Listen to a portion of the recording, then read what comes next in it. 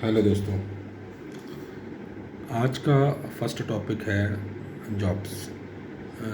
जो जॉब्स हैं इंडिया में, अब वो वैसी जैसे आप 2014 के पहले देखते रहे ये जॉब आसानी से स्विच आप कर लेते रहे, पर अब जॉब स्विच करना बहुत मुश्किल है। मैं सीधा टॉपिक में आता हूँ, ज़्यादा घुमा फिरा के बात नहीं। मेरा नाम राज प्रकाश द्विवेदी है। I am an banker. I live in Bangalore. तो मैं आज के जॉब के हालात के बारे में बात करता हूँ और यंग इंडियन क्या फील करता है उसके बारे में।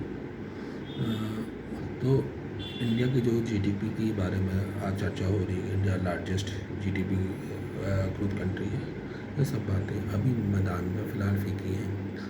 इंडिया को जो है आईटी सेक्टर है, आप सब सुन ही रहे हैं कि उनकी जॉब बहुत खतरे में है, उनकी जॉब जा रही है। सबके ऊपर जो एम्प्लॉय के ऊपर लोन है, आज जिनका पैकेज 30 लाख 40 लाख है, उनने जो घर बुक करके रखे हैं 85 लाख 80 लाख, उनकी ईएमआई अब कैसे जाएंगी यदि उनकी जॉब आज चली गई, क्योंकि इतनी आसानी से जॉब मिल भी रही। जैसे आया मैंने बैंकर में भी जॉब सेफ नहीं है, इतना टारगेट का प्रेशर है, इतना स्टेबिलिटी है नहीं। आप पहले हम डिफरेंट सेक्टर में जॉब स्विच कर सकते थे। I am a sales person, I can sales, तो मैं किसी भी इंडस्ट्री में जाके सेल्स कर सकता था। बट पता नहीं आजकल की एचआर की क्या पॉलिसी है। आप अपनी इंडस्ट्री यदि आप एक बार बैंक में आ गए तो आप कॉर्पोरेट में आप स्विच नहीं कर सकते या किसी अदर सेक्टर में स्विच नहीं कर सकते। तो ये जॉब के हाल है, जॉब के हाल बहुत ख़राब है। जो रूल्स रेगुलेशन बने हैं उसके भी है, इस पर मीडिया में कोई बात नहीं होती। प्रॉपर्टी के रेट इतने हाई हैं, आने वाले समय में इस प्रॉपर्टी में किसी का कोई कंट्रोल नहीं है। कोई जैसे मुंबई, बेंगलोर, यहाँ पे प्रॉपर्टी 2 BHK 1.10 करोड़ के अबव है। ये मैं अभी आपको बेसिक प्राइस बता रहा हूँ बेंगलोर का। मुंबई का और भी इससे ज़्यादा होगा, दुगना होगा। आई नो जो मुंबई में रहते होंगे। मुंबई में प्रॉपर्टी लेना जो मिडिल क्लास है, जिनका सैलरी 60,000 है 50,000 है, वो बेंगलोर मुंबई में कैसे सर्वाइव करेगा? वो तो प्रॉपर्टी ले ही नहीं सकता। पता नहीं आज का जो जीवन शैली वो कहाँ जाएगी, कहाँ जाके रुकेगी। हम अपने बच्चों के लिए क्या छोड़ के जाएंगे, ये अब चिंता का विषय है। क्योंकि फ्यूचर में आप इतने महंगे घर सर्वाइव नहीं कर सकते, क्योंकि आपकी जॉब स्टेबल नहीं। तो आप इतनी लंबी ईएमआई में आप कैसे मूव करो, कैसे बैंक पर आप भरोसा करो कि आप इतनी लंबी ईएमआई करो। मैं सजेशन ये करता हूँ जो अभी यंगस्टर है जिनका पैकेज 30 लाख है, वो फ़िलहाल अभी प्रॉपर्टी बुक ना करें। अभी जॉब स्टेबिलिटी देखें, पैसा सेव करें, जितना हो सके पैसा सेव में ध्यान दें। फ़िलहाल अभी प्रॉपर्टी में इन्वेस्ट ना करें, क्योंकि ये बहुत रिस्क हो सकता है। अभी मार्केट बहुत रिस्क है। मैंने ऐसे आसपास कई लोग देखे हैं जो जिनकी जॉब चली गई है, ईएमआई है, आने वाले समय में नेक्स्ट मंथ कैसे ईएमआई जाएगा उनका पता नहीं है। तो फ़िलहाल क्रेडिट कार्ड्स या पर्सनल लोन ना लें, जब आपकी जॉब हो जाए तब लें। और जो जैसे जो यंगस्टर हैं जो ट्रैवल का रील देखते हैं, जो जिनको ट्रैवल करने का सपना है, वो फ़िलहाल ये सोचे कि भाई इस ट्रैवलिंग के लिए भी आपको खर्चा होता है। एक ट्रैवलिंग के लिए पर पर्सन आपको 30,000 50,000 का ही स्पेंड आता है। How can you survive without job?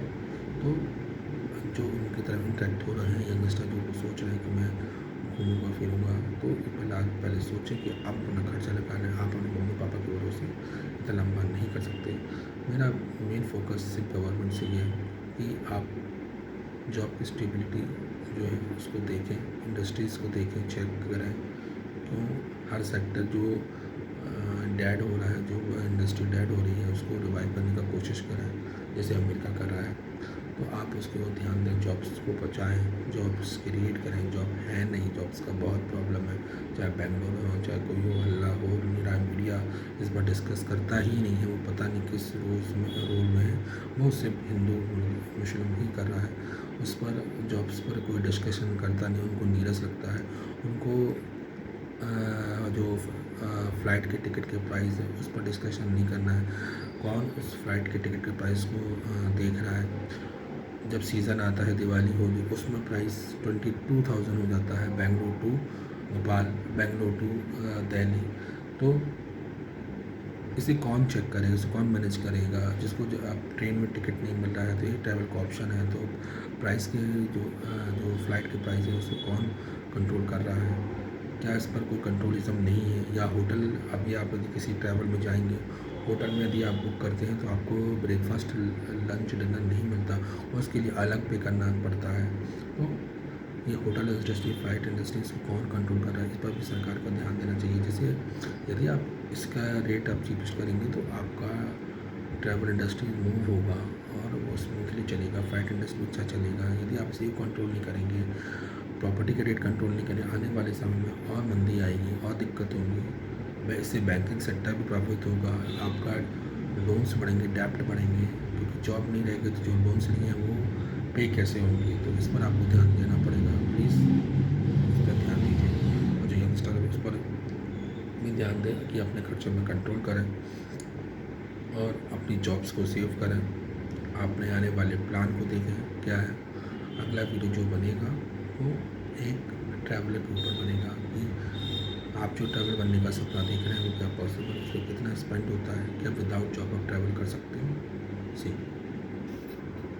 नमस्कार, बाय।